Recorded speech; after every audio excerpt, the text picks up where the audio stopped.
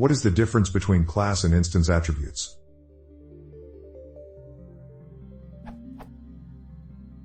Is there any meaningful distinction between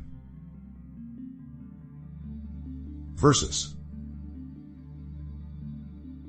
If you're creating a lot of instances, is there any difference in performance or space requirements for the two styles? When you read the code, do you consider the meaning of the two styles to be significantly different?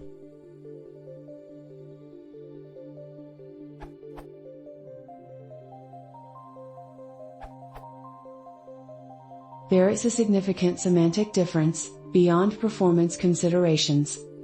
When the attribute is defined on the instance, which is what we usually do, there can be multiple objects referred to. Each gets a totally separate version of that attribute. When the attribute is defined on the class, there is only one underlying object referred to, so if operations on different instances of that class both attempt to break time equals once greater than the attribute, then if the attribute is a built-in type, like int, float, boolean, string, operations on one object will overwrite, clobber, the value. If the attribute is a mutable type, like a list or a dict, we will get unwanted leakage.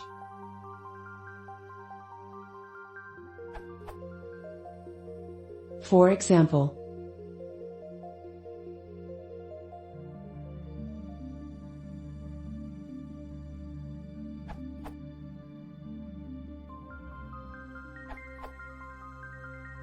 the difference is that the attribute on the class is shared by all instances. The attribute on an instance is unique to that instance. If coming from C++, attributes on the class are more like static member variables.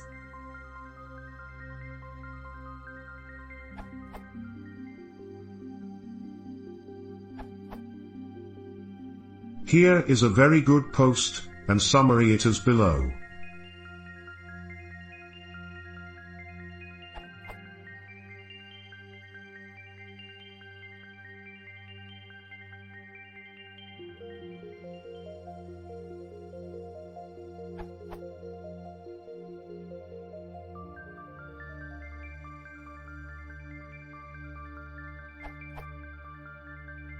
And in visual form.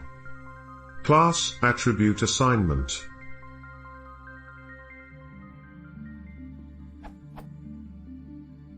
If a class attribute is set by accessing the class, it will override the value for all instances.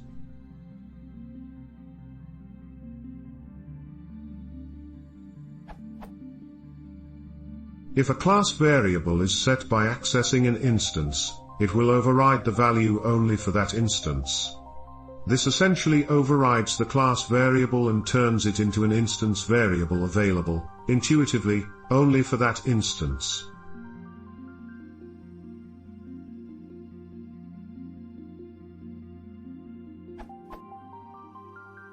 When would you use class attribute?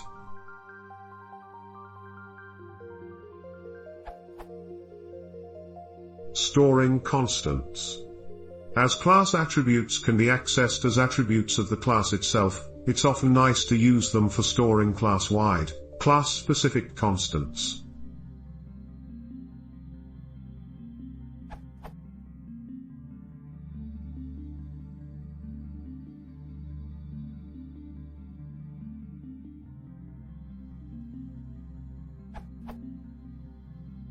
Defining default values. As a trivial example, we might create a bounded list, i.e., a list that can only hold a certain number of elements or fewer, and choose to have a default cap of 10 items.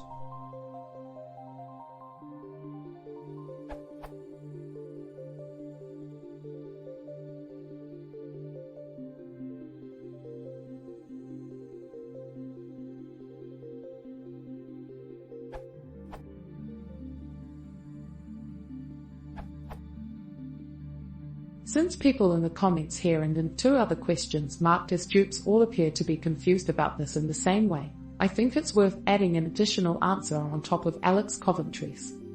The fact that Alex is assigning a value of a mutable type, like a list, has nothing to do with whether things are shared or not. We can see this with the add function or the as operator.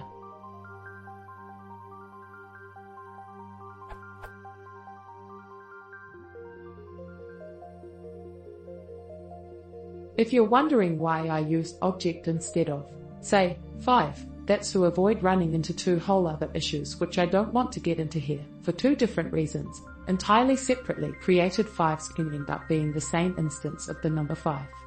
But entirely separately created object s cannot.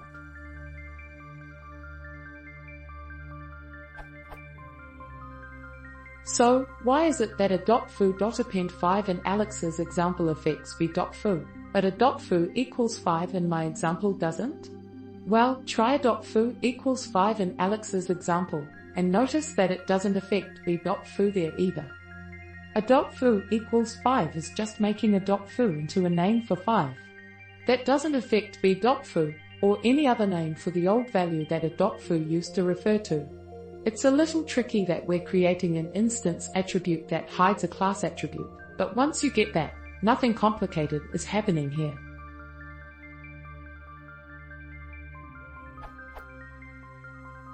Hopefully it's now obvious why Alex used a list. The fact that you can mutate a list means it's easier to show that two variables name the same list, and also means it's more important in real-life code to know whether you have two lists or two names for the same list.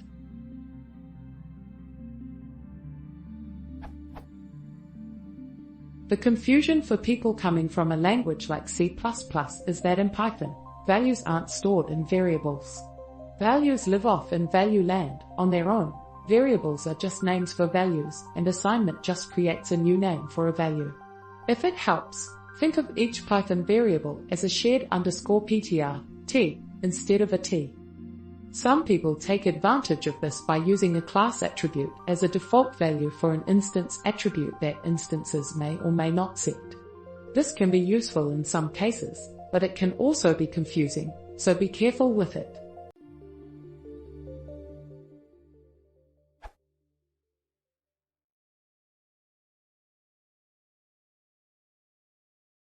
If you want to say more, please consider subscribing.